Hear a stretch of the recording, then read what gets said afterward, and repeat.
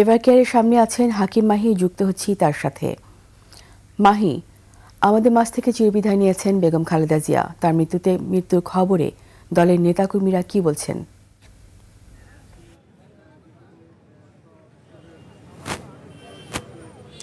রিতা, আমি এই মুহূর্তে রয়েছি রাজধানীর এভারকেয়ার হসপিটালের সামনে। আপনি জানেন যে আজকে সকাল 6টায় শেষ নিঃশ্বাস ত্যাগ করেন বিএনপির চেয়ারপারসন ও সাবেক 3বারের প্রধানমন্ত্রী বেগম খালেদা জিয়া। তিনি এখনও পর্যন্ত এভারকেয়ার হসপিটালের ভিতরেই তার মরদেহ রয়েছে, এখনও পর্যন্ত বের করা হয়নি। তবে কখন নাগাদ বের করা হবে সেটি দলের একটি স্থায়ী কমিটির মিটিং রয়েছে 12টা থেকে 12:30টার মধ্যে। তারপরেই কিন্তু সেখানে সিদ্ধান্ত হওয়ার কথা রয়েছে যে কখন আসলে তার মৃতদেহটি এখান থেকে বের হবে এবং কখন জানাজা হবে এবং কোথায় হবে সেই বিষয়টি নির্দিষ্ট করে জানানো হবে বলে আমরা কিন্তু জানতে পেরেছি। এবং আপনাকে বলে রাখি যে উনি কিন্তু এই রাজধানীর এভারকেয়ার হসপিটালে গত 23 তারিখ থেকে সর্বশেষ, গত নভেম্বরের 23 তারিখ থেকে সর্বশেষ তিনি এখানে ভর্তি রয়েছেন এবং তারপরে 27 তারিখ থেকে কিন্তু তার অবস্থা সংকটাপন্ন অবস্থায় চলে যায় এবং তখন থেকে কিন্তু তাকে সিসিইউ এবং আইসিইউতে তাকে কিন্তু রাখা হয়েছে এবং সর্বশেষ তাকে ইলেকট্রিক ভেন্টিলেটরের মাধ্যমে কিন্তু তাকে রাখা হয়েছিল। সেই বিষয়টি কিন্তু আমরা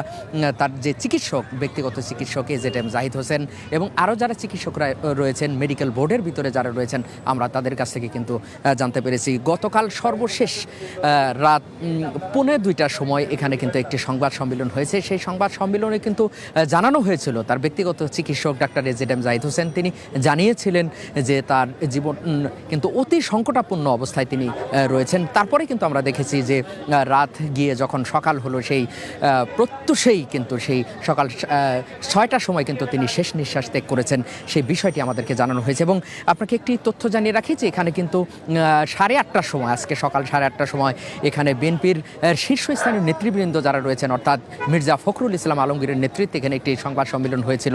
সেই সংবাদ সম্মেলনে কিন্তু 7 দিনের যে দলীয় একটি কর্মসূচি, শোক কর্মসূচি, সেটি কিন্তু দেওয়া হয়েছে। সেই শোক কর্মসূচিতে সারা দেশেই দলীয় যে সমস্ত অফিস রয়েছে সেখানে কিন্তু কালো পতাকা, তাদের যে পতাকা রয়েছে সেই পতাকাটি কিন্তু অর্ধনমিত থাকবে এবং কালো পতাকা প্রদর্শন করা হবে এবং তাদের যে সমস্ত নেতাকর্মী যারা রয়েছেন তারা কিন্তু কালো ব্যাজ ধারণ করবে, সেটি কিন্তু আমরা শুনতে পেয়েছি। এবং তারা বলেছেন যে প্রতিটি জেলাতেই তাদের যেখানে অফিস রয়েছে সেখানে শোক বই থাকবে, সেই বইতে কিন্তু সাধারণ মানুষ থেকে শুরু করে সবাই কিন্তু সেখানে তাদের শোক বার্তাটি লিখে যেতে পারবেন বলে তারা কিন্তু জানিয়েছেন। এবং আপনাকে একটি বিষয় বলি যে আজকে সকাল যখন খালেদা জিয়ার মৃত্যু হলো তার কিছুক্ষণ পরেই কিন্তু মিডিয়ার সঙ্গে কথা বলেছিলেন বিএনপির স্থায়ী কমিটির সদস্য সালাউদ্দিন আহমদ। তিনি কিন্তু জানিয়েছেন যে আগামীকালকে অর্থাৎ বুধবারে তার জানাজাটি হবে সেই মানিক মিয়া এভিনিউতে। তবে কখন হবে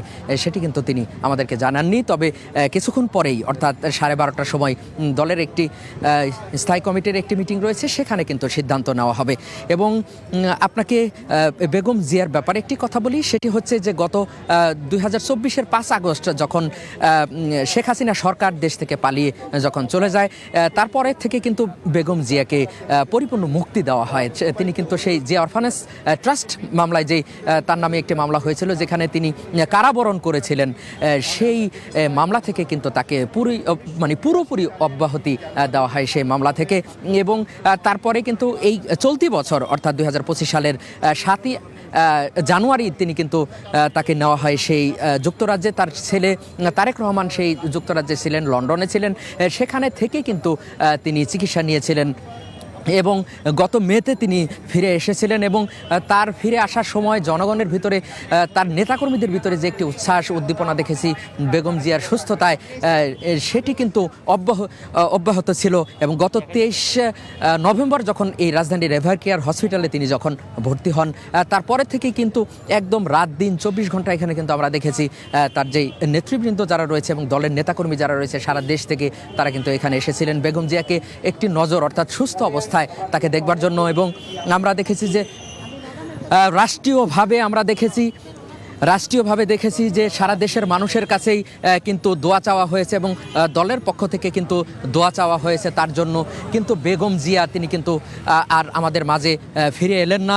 তিনি কিন্তু আজকে সকাল 6টার সময় তিনি কিন্তু ইন্তেকাল করেছেন, সেটি আমরা জানতে পেরেছি। রিতা, এই ছিল এভারকেয়ার হসপিটালের সামনে থেকে আমার কাছে সর্বশেষ। মাহি, আপনাকে ধন্যবাদ।